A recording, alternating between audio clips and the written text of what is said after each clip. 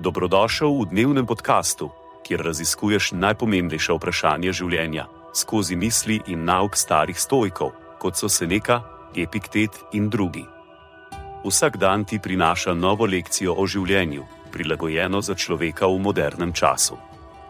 Današnja stoična misel je od Epiktet, priročnik.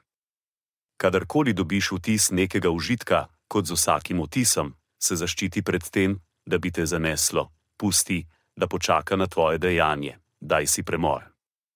Potem se spomni obeh časov, najprej, ko si užival v užitku in pozneje, ko ti bo žal in se boš sovražil.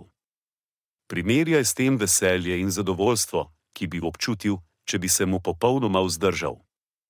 Vendar pa, če se zdi, da je primeren čas za ukrepanje, ne prepusti se njegovi udobnosti, prijetnosti in privlačnosti, ampak proti vsemu temu, kako veliko boljše je zavedanje, da si ga premagal.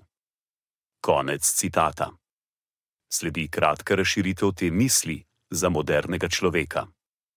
Epiktet nas tukaj uči o pomembnosti samokontrole.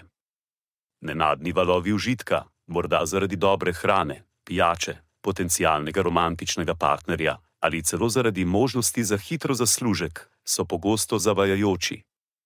Predstavljajte si, da ste na dieti in nekdo prinese veliko torto na zabavo. Prvi vtis užitka je močan vonj, izgled, okus, ki ga pričakujete. Toda Epiktet pravi, da se ustavite. Dajte si trenutek za razmislek. Spomnite se, kako se boste počutili kasneje, morda krive, morda razočarane nad seboj, ker ste prekršili svojo dieto. Primerjajte to s trenutnim občutkom užitka. Enako velja za druge oblike užitka, ki bi lahko imeli negativne posledice. Morda je to dodatna ura gledanja televizije, ko bi morali biti produktivni. Ali pa še ena pijača na večerjo s prijatelji, ko veste, da bi se morali vrniti domov in počivati.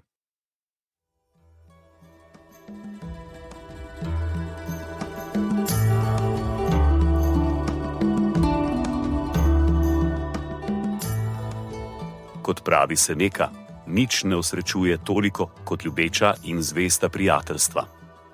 Zato podeli to epizodo z nekom, ki ti je blizu, in ne pozabi slediti podkastu, da boš lahko obveščen, ko bodo objavljene nove epizode starih modrosti stoikov. Želim ti polno preizkušenj in poguma v tem dnevu.